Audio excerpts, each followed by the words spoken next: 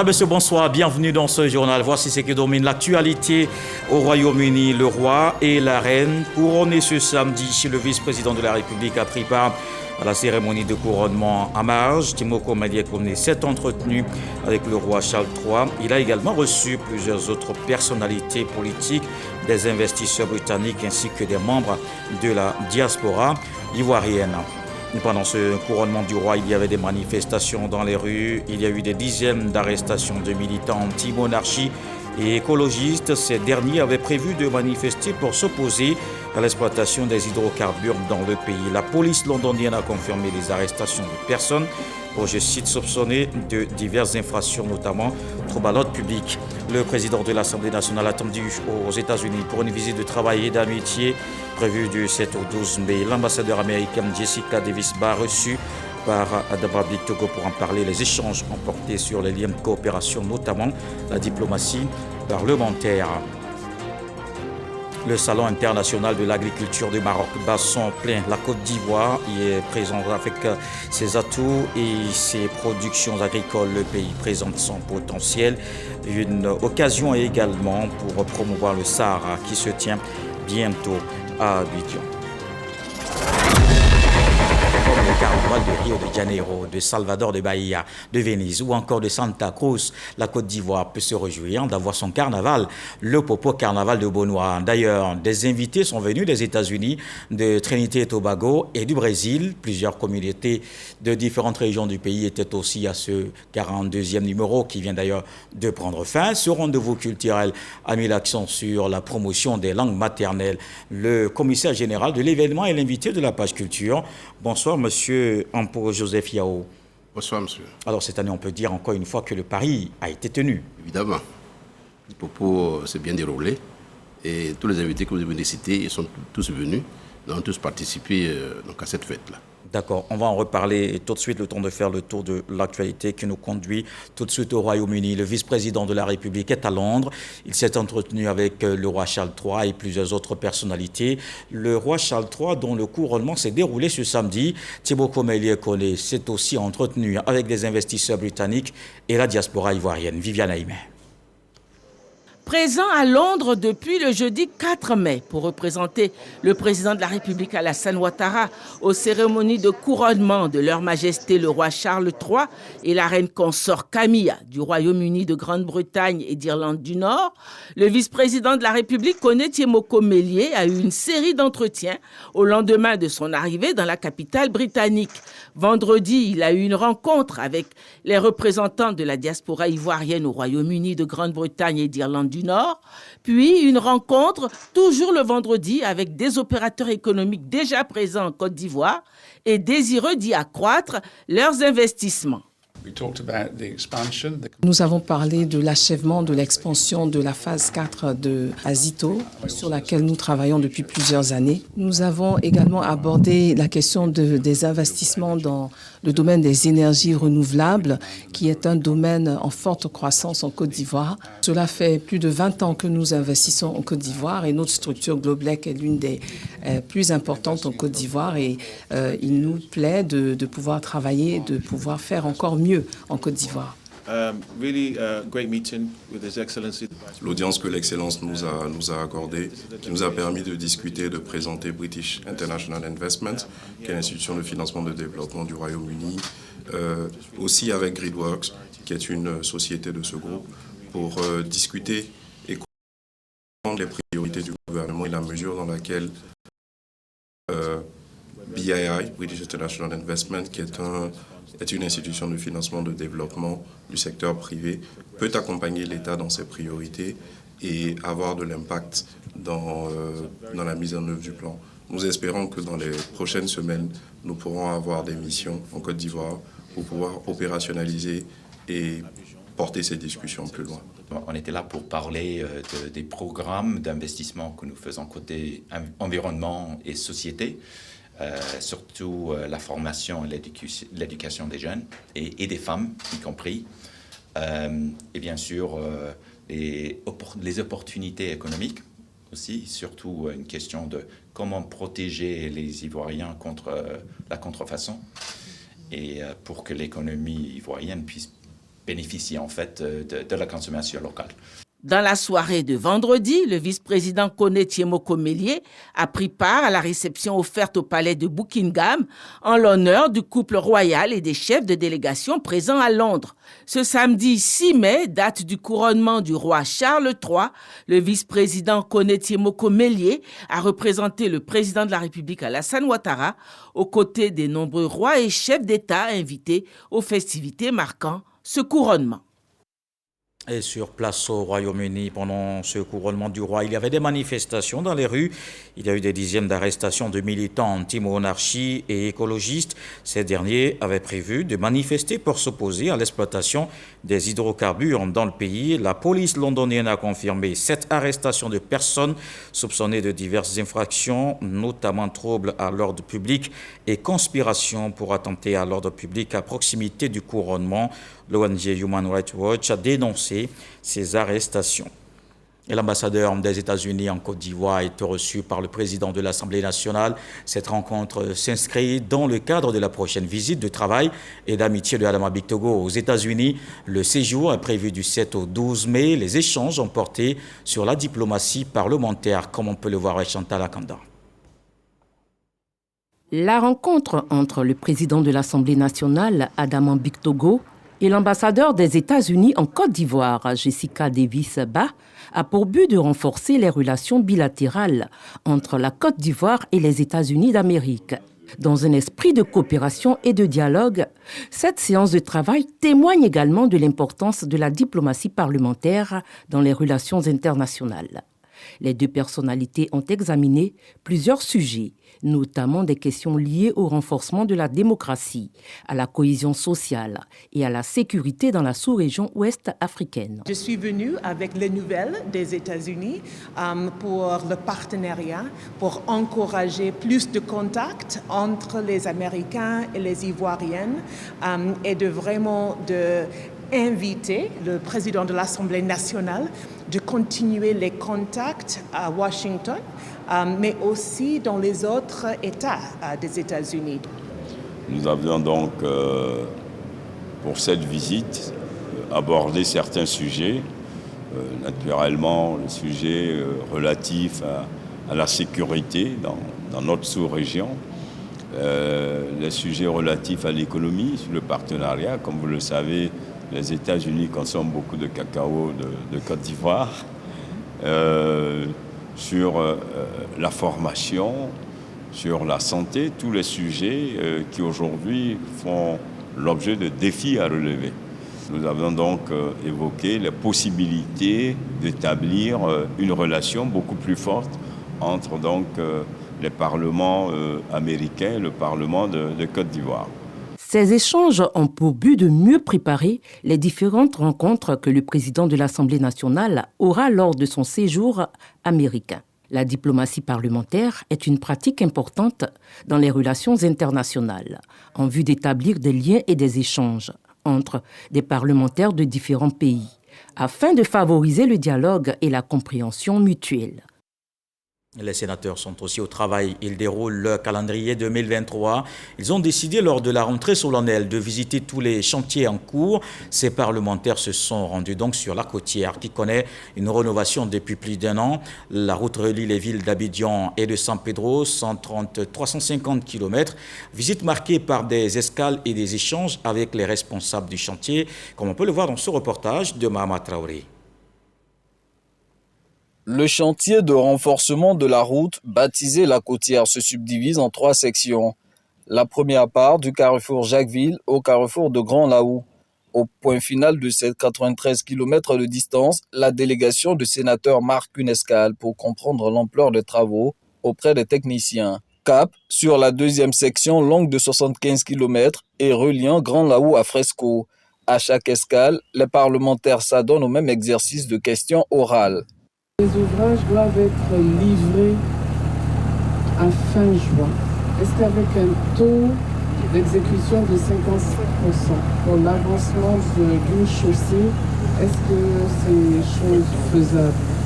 De Fresco à Grand Bérébi, en passant par Sassandra et San Pedro, C'est un trajet de 180 km à réhabiliter. Les différentes escales marquées par des moments d'échange ont permis aux sénateurs de se faire une idée claire du chantier de renforcement de la côtière. Bien que n'étant pas technicien spécialiste en matière de construction de routes, de voies, nous sommes informés et nous avons pu avoir quelques informations qui nous permettent d'espérer que cette voie, le renforcement qui est en train de se faire au niveau de la côtière va nous permettre d'avoir une route de longue durée. Ce travail a été vraiment très bien fait et nous en sommes heureux. Nous constatons qu'il y a une avancée notable au niveau de l'exécution des travaux. Et beaucoup reste encore à faire. Nous interpellons tous les intervenants à accélérer le processus parce qu'il s'agit d'un délai. Après une longue journée d'inspection sur la côtière, la mission du Sénat arrive à San Pedro aux environs de 20h ce vendredi. Les parlementaires n'ont pas manqué d'aller présenter leur civilité au préfet de région, Ousmane Koulibaly. Et hors du pays, le Salon international de l'agriculture du Maroc continue. La Côte d'Ivoire prend part à l'événement. Le pays présente ses productions agricoles à ce rendez-vous. Le premier producteur mondial de cacao en a profité pour promouvoir le Sahara, son Salon international de l'agriculture et des ressources animales qui doit se tenir ici à Abidjan. Hervé Blé, Ambroise Asséman, nos envoyés spéciaux au Maroc. Retour gagnant pour le Salon international de l'agriculture au Maroc. Le Siam s'ouvre après 3 ans d'interruption du fait de la Covid-19. À Meknès, cette 15e édition du salon baigne dans l'ambiance des grandes mobilisations, aussi bien de simples visiteurs que de professionnels. Au nombre de 1400 exposants en provenance de 68 pays, la Côte d'Ivoire. Aujourd'hui, au moment où on parle de déforestation, on a tendance à jeter l'opprobre sur l'agriculture qui serait à la base de la déforestation. Non. Mais ça aussi, il faut venir en synergie avec le ministre d'État, ministre de l'Agriculture, démontrer la participation de l'agriculture à la reforestation au travers d'une stratégie qu'on appelle l'agroforesterie. Le Siam, ce grand rendez-vous dédié à l'agriculture dans ses composantes diverses et variées, la délégation ivoirienne compte bien le capitaliser et la fête à Abidjan s'annonce déjà belle avec la reconnaissance à Marrakech des qualités d'Abidjan en matière d'organisation. Je voudrais dédier le prix au président de la République, son Excellence M. Alassane Ouattara. Vous avez vu que nous avons 3 stands et nos stands ont été fortement visités par tous ceux qui sont venus dans le cadre de ce salon. Et hier, nous avons reçu le prix de la meilleure participation étrangère. Le prix nous a été remis par Sa Majesté le Prince, en présence du Premier ministre et de tout le gouvernement marocain. Et c'est pour nous un réel motif de satisfaction. Des séances de dégustation, des rencontres avec des professionnels du monde agricole sont au programme de la délégation ivoirienne jusqu'à dimanche, date de clôture du Siam 2023. Et dans ce succès agricole, le pays compte aussi des champions. Parmi les autorités, chefs de la diplomatie, mais aussi ancienne gloire du handball, la Confédération africaine salue la contribution de Kandia Camara. La ministre d'État, ministre des Affaires étrangères, est distinguée. Une reconnaissance pour marquer les 50 ans d'existence de la fêtière. Godefroy Okambawa. En prélude à la célébration du Jubilé d'or qui marque son cinquantenaire, la Confédération africaine de handball poursuit sa tournée de reconnaissance. La ministre d'État, ministre des Affaires étrangères, de l'intégration africaine et de la diaspora, Kandia Camara, reçoit à cet effet un trophée pour son implication dans la création de cette institution sportive. De par sa position aujourd'hui de ministre de tutelle, c'était l'occasion, n'est-ce pas, de lui transmettre la reconnaissance de la jeunesse africaine. C'était un très grand plaisir pour nous de retrouver Madame la ministre qui œuvre toujours pour le développement de cette discipline à travers, n'est-ce pas, un club qu'elle anime dans sa commune. Cela veut dire qu'en permanence et tous les jours, elle respire le handball et il y a des raisons de venir la distinguer. Cette rencontre a permis d'échanger sur les questions liées à la formation des jeunes et la possibilité de rehausser et de redynamiser le handball africain. Je voudrais très sincèrement remercier le président de la Confédération et dire aussi que nous sommes satisfaits de la conduite de ce sport au niveau continental. Nous savons que cela n'est pas facile, mais avec son équipe, il essaie de rehausser le niveau. À ce jour, 50 fédérations africaines sont affiliées à cette confédération créée le 15 janvier 1973 à Lagos, au Nigeria. Le peuple japonais fait un don de matériel à l'Académie régionale des sciences et techniques de la mer. La remise de ce don a eu lieu ce jeudi en présence du ministre des Transports, Amadou Kone, et de l'ambassadeur du Japon. Cet appui d'une valeur de 3,2 milliards de francs CFA va permettre de renforcer sa position d'outil performant de formation maritime. Dangui. Un simulateur de navigation full mission, un laboratoire d'électronique, de langue et une vedette de mer sont au nombre des équipements didactiques et techniques que le peuple japonais a offert à l'Académie régionale des sciences et techniques de la mer récemment en présence des autorités. Avec la montée des actes illicites commis en mer, alors que 90% des échanges commerciaux internationaux se font par voie maritime, le Japon inscrit ce don dans le cadre d'une coopération de développement avec la Côte d'Ivoire. Au commencement du projet ARSTEM, 80% des équipements pédagogiques de l'Académie avaient été offerts par la coopération japonaise au début des années 1980. L'ARSTM contribue largement au développement des ressources humaines maritimes en Afrique. C'est dans ce sens que le Japon travaille activement de concert avec les pays africains pour relever les défis auxquels ils sont confrontés. Le ministre des Transports a invité les responsables de l'Académie régionale des sciences et techniques de la mer à faire un meilleur usage de ce don du peuple japonais. Ces équipements de pointe viendront accroître la performance des prestations de formation offertes par l'Académie. Vous avez donc le devoir, vous-même et vos collaborateurs, ainsi que vos élèves, de prendre soin de ces équipements. Amadou Kone de rappeler que dans le cadre d'une convention de coopération entre l'Académie régionale des sciences et techniques de la mer et le ministère de l'Emploi jeune, environ 1500 jeunes déscolarisés ont bénéficié d'une formation qualifiante au métier de la mer et de l'industrie. Le Conseil Café Cacao fait la promotion de la consommation du chocolat made in Côte d'Ivoire et des produits dérivés du cacao. La campagne baptisée Journée chocolatée est lancée. L'opération a démarré d'abord dans les établissements d'enseignement primaire. L'objectif est de permettre aux cantines scolaires de prendre le relais pour servir régulièrement du chocolat aux enfants qui représentent une frange importante de consommateurs.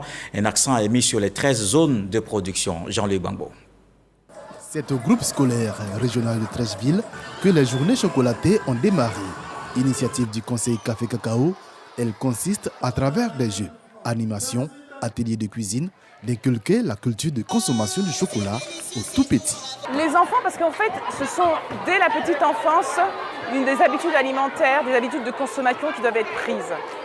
Un enfant qui saura quelles sont les vertus du cacao au plus tôt aura tendance à le consommer plus facilement. Et ce sont eux les futurs consommateurs de notre pays. L'externat Saint-Xavier d'Abobo a également accueilli ces journées qui devraient s'étendre sur toute la Côte d'Ivoire.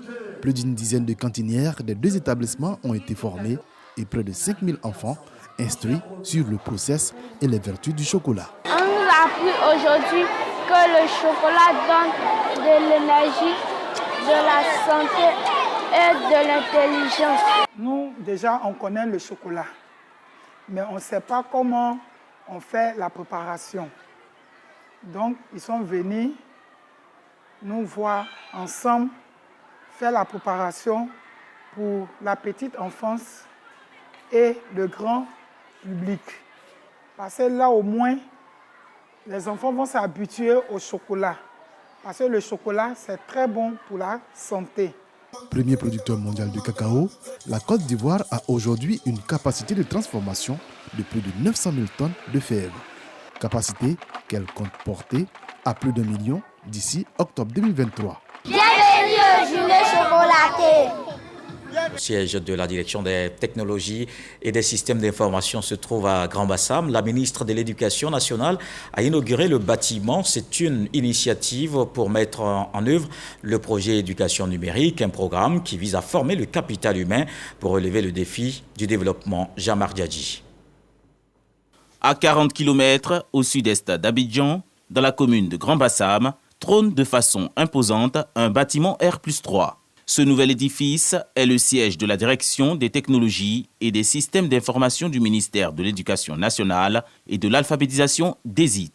Cette architecture est inaugurée par la ministre de tutelle, Mariatou Koné, et le partenaire technique, le siège de la DESIT, hébergera le data center du ministère, des plateformes e-learning et des logiciels de travail. Notre motivation première est de doter l'État de Côte d'Ivoire intranet et créatif, de booster la transformation digitale. Cette initiative du ministère de l'Éducation nationale s'inscrit dans le cadre de la phase 1 du projet Éducation numérique. À ce jour, l'on enregistre grâce à ce programme des salles multimédia aménagées dans 64 établissements secondaires et CAFOP issus de 10 villes du pays. L'utilisation harmonieuse de ces outils permettra à chaque acteur de faire face aux défis qui se posent à notre système éducatif. C'est pourquoi j'engage tous nos collaborateurs à se les approprier afin que nous puissions bâtir ensemble un système éducatif de qualité. 47 agents techniques sont mobilisés à la DESIT pour booster le taux d'exécution du projet de digitalisation de l'école ivoirienne, l'une des 42 réformes des États généraux de l'éducation nationale et EGENA. Du matériel informatique et un véhicule sont offerts à 8 établissements scolaires et au personnel pour faciliter leurs actions.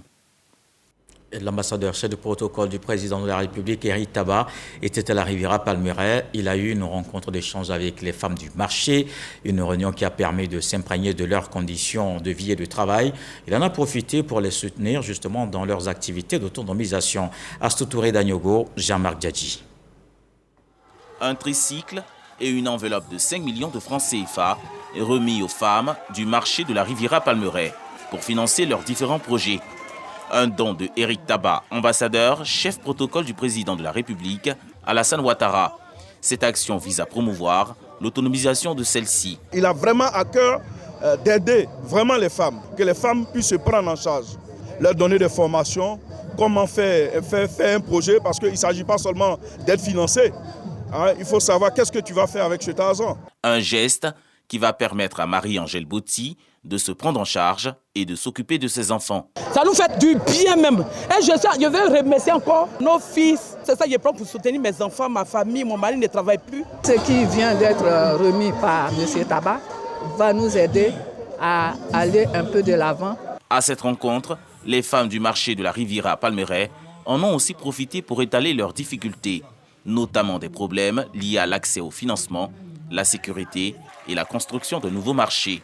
Tout en rassurant les femmes, Eric Taba saisit l'occasion pour exhorter les jeunes au travail et au don de soi. Quand je vois un parent qui me dit « Mais grâce à toi, mon enfant a eu la bourse, aujourd'hui mon enfant travaille. » Mais il n'y a pas plus grande richesse que ça. Donc moi, je rends service. Et je pense que c'est ça que j'aime comme travail, c'est me mettre au service des autres. Le proche collaborateur du président de la République a fait la promesse de reconstruire le marché de la Riviera Palmeraie. Il n'a pas manqué d'exhorter les femmes au vivre ensemble et à la cohésion. Et dans la région de la Bagoué, le ministre Bruno Nabagné-Koné a entrepris une série de visites dans les départements de Boundiali, Kouto et Tengrela. Il a expliqué les enjeux des élections municipales et régionales aux populations. Il a également exhorté les responsables locaux du parti à travailler pour la victoire du parti dans la région. Charles Tatou. Cette visite du ministre Bruno Nabagné-Koné, candidat à l'élection régionale de la Bagoué, s'inscrit dans le cadre d'une prise de contact avec les leaders des structures de base du RADP de sa région. Des rencontres d'échange animées dans les villes de Kouto et Boundiali. Bruno Koné a révélé sa vision pour la victoire du RADP et le développement de la région de la Bagoué, non sans tendre la main à tous ceux qui l'ont offensé à des moments donnés. Le candidat du RADP prône l'unité des militants, seul gage de la victoire du parti. Un militant doit être sage, se soumettre à la discipline du parti. C'est cet appel que j'ai lancé à mes frères qui s'agitent. Il nous faut travailler ensemble parce que c'est l'intérêt de notre région, c'est l'intérêt de nos populations. Et travailler ensemble, ça veut dire que des fois, il faut fermer les yeux sur certaines choses. Il faut fermer les oreilles par rapport à certaines choses qui sont dites. Et c'est ce que j'ai demandé aux uns aux autres de faire à partir de maintenant. D'oublier le passé, de tourner définitivement la page et de se mettre dans une nouvelle dynamique de construction de la région de la Bagoué. Pour permettre aux responsables locaux de ratisser large, Bruno Nabagné Koné leur a offert des moyens de mobilité. 40 motos, dont 15 à chacun des départements de Boundiali et Kouto, puis 10 à la localité de Tengrela. Les RHD peuvent se donner tous les moyens pour remporter les élections locales. Les membres du directoire se sont réunis pour en parler. Ils ont évoqué plusieurs sujets, tels que le soutien du parti aux candidats retenus pour les municipales et régionales. Éric Goré. Le directoire du RHDP au grand complet, le parti des oufouettistes prépare une tournée pour présenter ses candidats aux élections régionales et municipales à leurs militants. Appuyer et accompagner ces candidats afin d'être victorieux et régler également le cas de certains cadres qui ont des velléités de candidature indépendantes. En clair, c'est donner plus de force aux candidats choisis par le parti. Les membres du directoire y travaillent. Gilbert Kafana Koné et son commando entendent rééditer l'espoir et montrer aux yeux de tout le monde la force du parti avec ses atouts connus de tous. Vous notez avec nous les efforts inlassables du président de la République pour amener la paix, la cohésion et la stabilité dans notre pays. Le RHDP soutient pleinement le président dans cette grande ambition. La Côte d'Ivoire est aujourd'hui un pays de référence. Le résultat immédiat de cette politique, c'est aussi la reconstitution de l'espace politique. Tous les partis politiques ivoiriens se réorganisent et reprennent leurs activités. Le président consolide chaque jour un peu plus le processus démocratique. Dans ce contexte, le RHDP garde le cap. Notre parti va poursuivre sa restructuration. Par ailleurs, le président du directoire du RHDP sera en Afrique du Sud du 16 au 21 mai pour rencontrer les membres de l'ANC pour un partage d'expériences en matière de gestion et de constitution de patrimoine. On reste avec Éric Goré. Cette fois, on parlait de la culture avec le PPACI. Le parti a présenté ses candidats retenus pour les régionales et municipales. Le président du parti, Laurent Gbagbo, était à la rencontre. Après la publication de la liste des candidats retenus pour les futures élections locales, le Parti des peuples africains présente physiquement ses candidats aux militants. Ils ont l'onction de tout le parti avec à sa tête Laurent Gbagbo. Nous ne devons pas abandonner la bataille pour la liberté en Côte d'Ivoire. 22 candidats pour les 31 régions et 129 candidats pour les municipales. Le PPACI abordera ces élections avec confiance. Les représentants du PPACI se disent déterminés à assurer la victoire au lendemain du 2 septembre. Le président Laurent Gbagbo nous envoie en mission. Il dit allons-y gagner. Il nous a motivés, il nous a expliqué les challenges lors des élections. Mais surtout, ce qui était très important, il nous a demandé de calmer le jeu, de s'assurer que les élections soient apaisées. Au niveau du Guémon, nous sommes très heureux d'être choisis, d'avoir été choisis par le président Laurent Gbagbo. Il y a beaucoup de cadres dans le Guémon, certes, mais comme on le dit, dans une lutte pareille, il faut toujours un capitaine pour porter le brassard de l'équipe. Laurent Gbagbo, président du PPACI, a prodigué de sages conseils aux candidats du parti. Il a aussi invité les militants à se mobiliser devant les urnes. Laurent Gbagbo en a profité pour présenter la commission de lutte contre la fraude créée en interne. Maintenant, la page consacrée à la culture.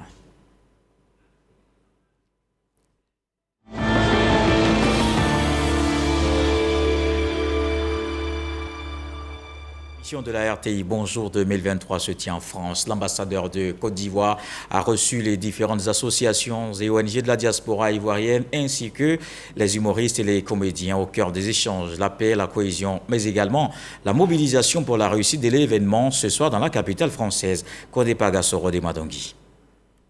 L'ambassade de Côte d'Ivoire en France, les diplomates Maurice Kwaku Bandama, ambassadeur, Issek Akonate, consul général et Bakayoko Liramata, représentant permanent de la Côte d'Ivoire à l'UNESCO, face aux leaders et responsables d'ONG, d'associations de jeunesse et de femmes, des leaders communautaires et religieux de la diaspora ivoirienne. Au centre des discussions, la consolidation de la paix, de la cohésion sociale et de la réconciliation en Côte d'Ivoire. La crise politique en Côte d'Ivoire a fortement divisé les Ivoiriens.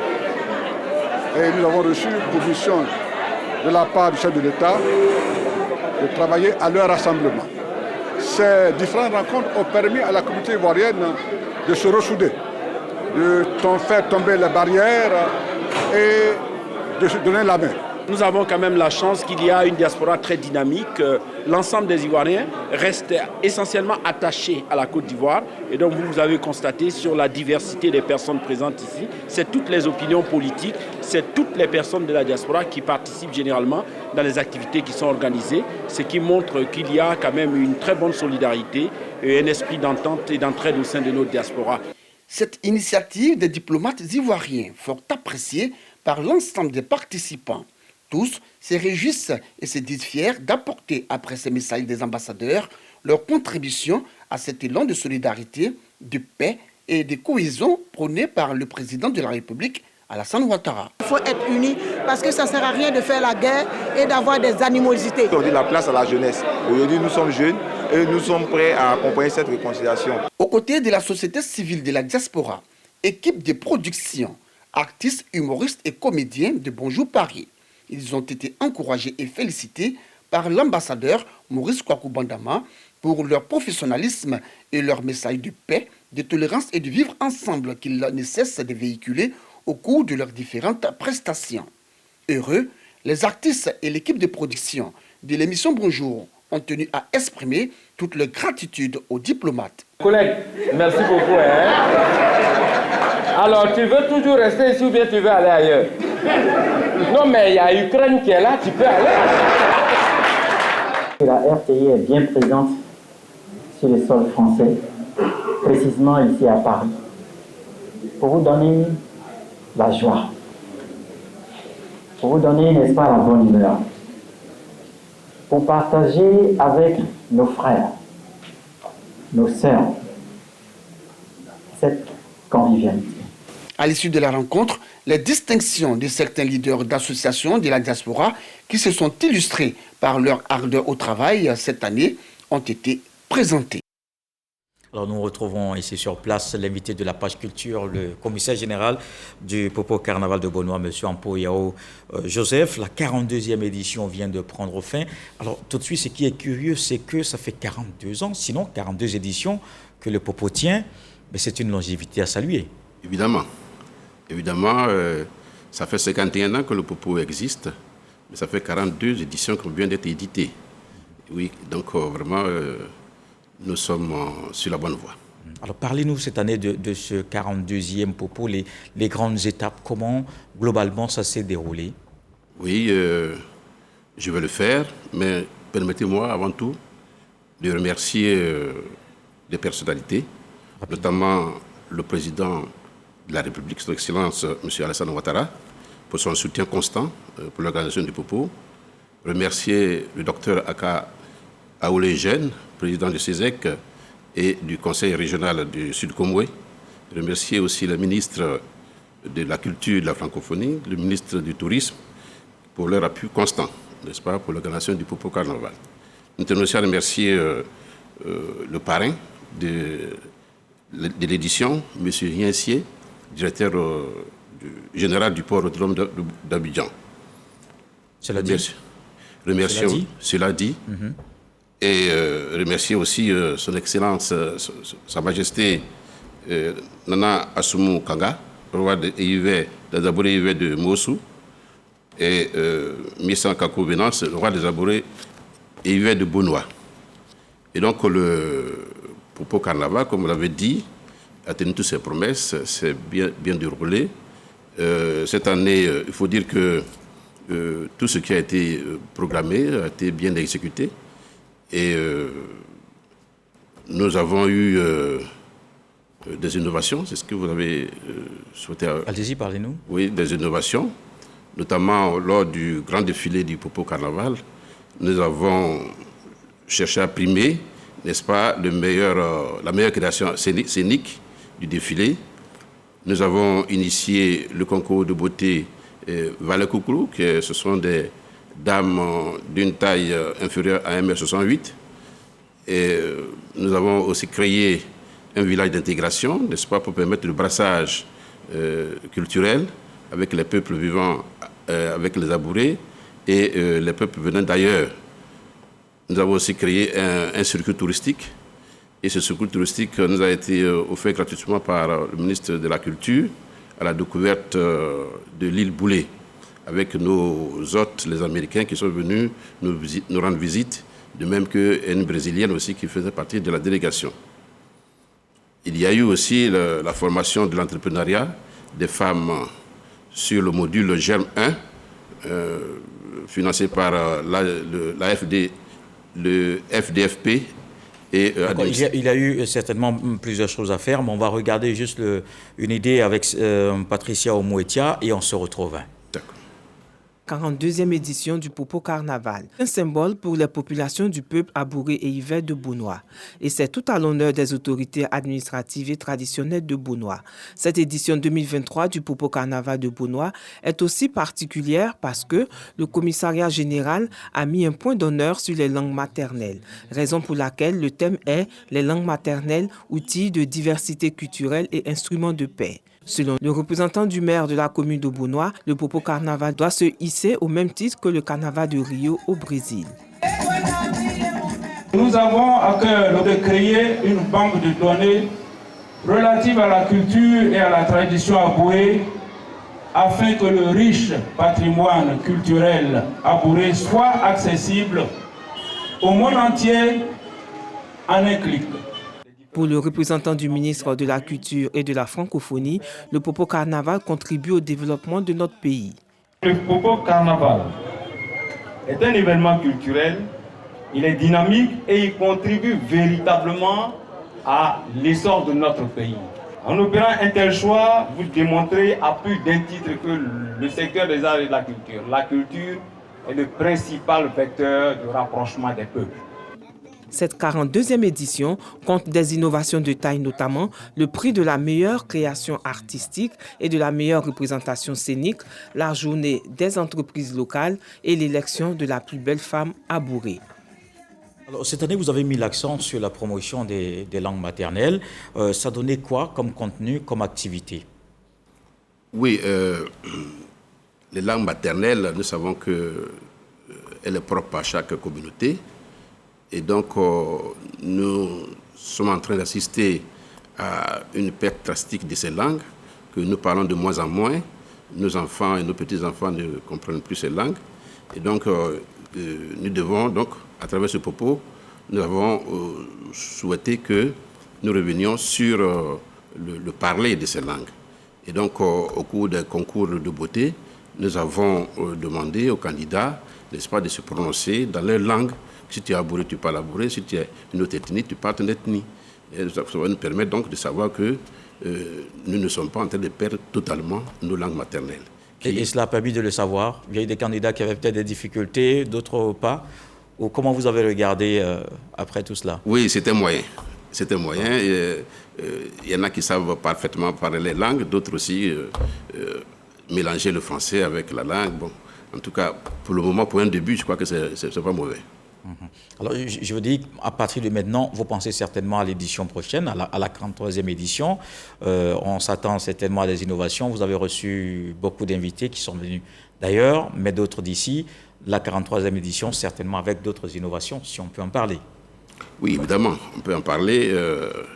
Disons que la 43e édition, c'est pour peut-être à partir du 1er avril 2024.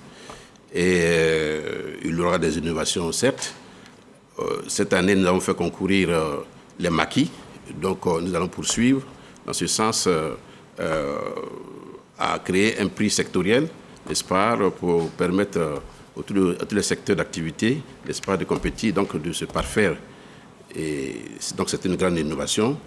Nous allons aussi profiter de ce laps de temps avant le début de la 43e édition, de faire le toilettage de nos textes, les statuts règlements intérieurs, n'est-ce pas, du Popo Carnaval, pour plus de performances.